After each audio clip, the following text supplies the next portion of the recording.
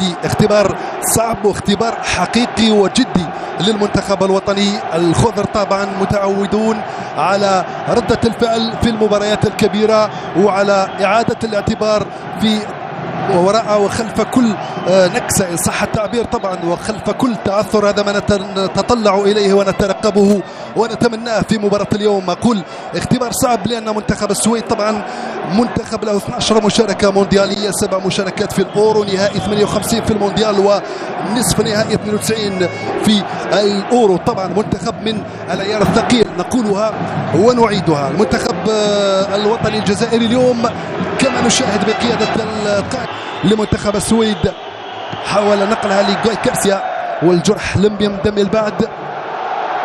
المرارة ما تزال في حلق الكثيرين من الجزائريين، لكن هز يبحث عن المرور عن طريق المراوغة معه عطال يتحصل ينتقلها من هناك لجوستافسون حذاري، والكرة مباشرة إلى الركنية الأولى في المباراة وللمنتخب السويدي في الدقيقة 5. أستون فيلا مانشستر يونايتد. كوفنسون يخرجها يرميها من هناك ناحية أولسون كريستوفر، ولكن الدفاع يلا التسديدة يلا التسديدة يلا التسديدة الدخول بالمنطقة.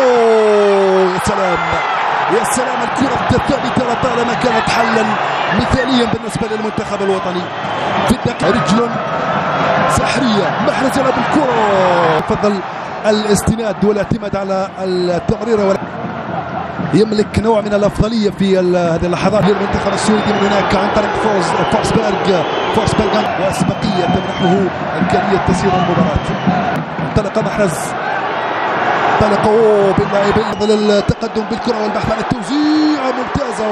انتظروا حلول الأطراف بن سبعيني وعطال يبحث عن الثنائي بن سبعين، انتقل بليلي سليماني والمحاولة. يا سلام، أول محاولة في هذه المباراة من جانب المنتخب الوطني في الدقيقة 6. سليماني في صراع ثنائي بينه وبين ناصر.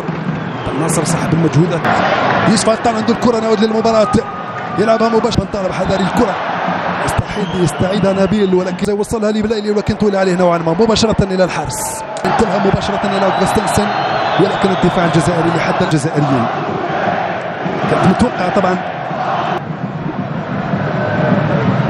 حتى المنتخب نقطة ممتازة سليماني، ولكن بالخطأ والكرة.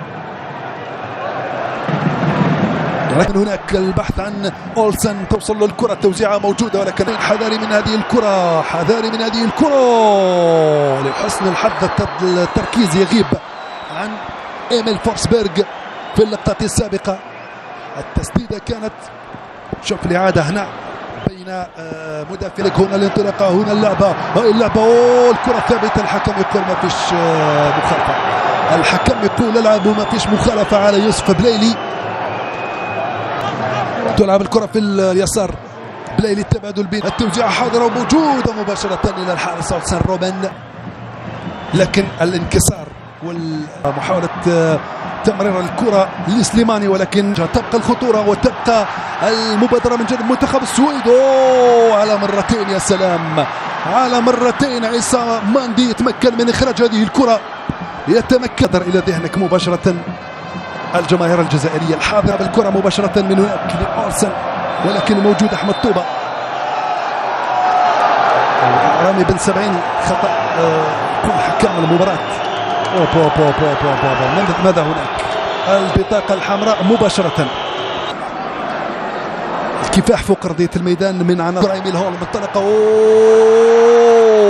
يا سلام، ممتاز رايس، ردة فعل رائعة، ردة فعل جميلة جدا. كلايسون فيكتور حاول، ولكن أوغستنسن التوزيعة موجودة.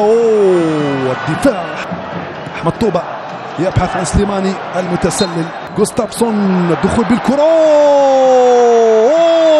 يا سلام السلام، لكن التسلل كان حاضر وواضح، التسلل كان موجود أكثر من أي وقت مضى. كرة سليماني يتمكن منها، سليماني محاصر، ترجع الكرة جزائرية. سلام لمحرز، يلا سليماني، دفاع بصعوبة. حذاري حذاري، روعة. أولسون حاول المرور، ترجع لي سفانبرغ، ركلة جزاء.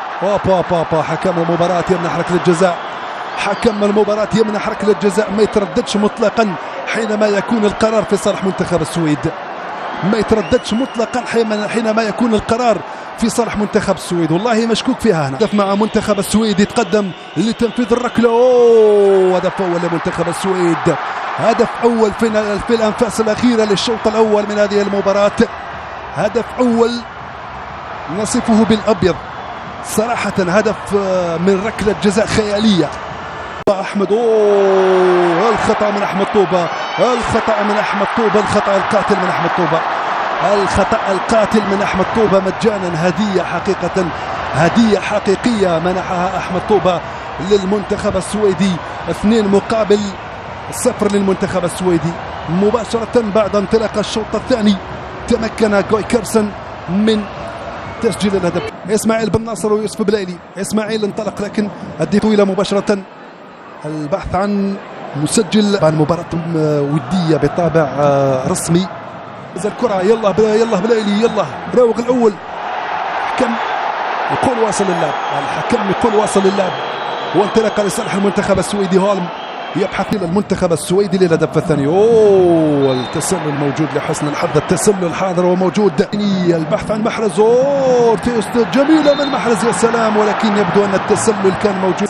بلايلي دخل في العمق نوعا ما. بلايلي الكرة بالمراوغات، ولكن الحذر يبقى مطلوب واليقظة تبقى واجبة، تبقى قائمة. الفرصة السويدية تبقى متاحة. حذاري حذر. نصر أقول هنا بالنصر من جديد. يلا بالنصر، التوزيعة موجودة ولكن الحارس كذلك حاضر. الحارس حاضر من هناك في الجهة اليسرى، يتوغل داخل المنطقة ولكن من دون ارسلها مباشرة لإسلام سليماني، ولكن الدفاع حاولت الدخول، الخطورة التسديدة، ولكن سلام مهدي ليريس عند الكرة. يلا مهدي ليريس. حطي الجزر في الخلاط وارتاحي من مشكلة الفطار. وصفة تحفة ومغذية للولاد. عندنا هنا 2 بيضة، هضيف عليهم كوباية وربع من السكر، ممكن تقلليها مفيش مشكلة، وهضيف كمان كوباية الا ربع من الزيت. كل ده في الخلاط، في شفشق الخلاط كده او بالمضرب اليدوي. احط عليهم معلقة صغيرة من الفانيليا، و200 جرام من الجزر المبشور، او يعني كده جزرتين مبشورين متوسطين. هفرمهم كويس جدا في الخلاط لحد ما يبقوا ناعمين جدا. هجيب بقى كوبايه ونص من الدقيق، معلقه كبيره من البيكنج باودر، ورشه ملح. هنزل على الخليط الجاف ده او المواد الجافه بالخليط السائل اللي في الخلاط، وهقلبهم في اتجاه واحد، وده كده القوام المظبوط بتاعي. طبعا بكون مشغله الفرن على درجه حراره 180، محقق درجه الحراره وسخن من قبلها. بكون مجهزه كمان صينيه فيها ورقه زبده مقاس 24 او 22، بدخلها في الرف الوسطاني، بتاخد 25 دقيقه او 20 دقيقه، يعني ما تفتحيش الفرن قبل تلت ساعه. وبعد ما تخرج بقى ادهنها شويه مربى او عسل كده، واحط عليها شويه جوز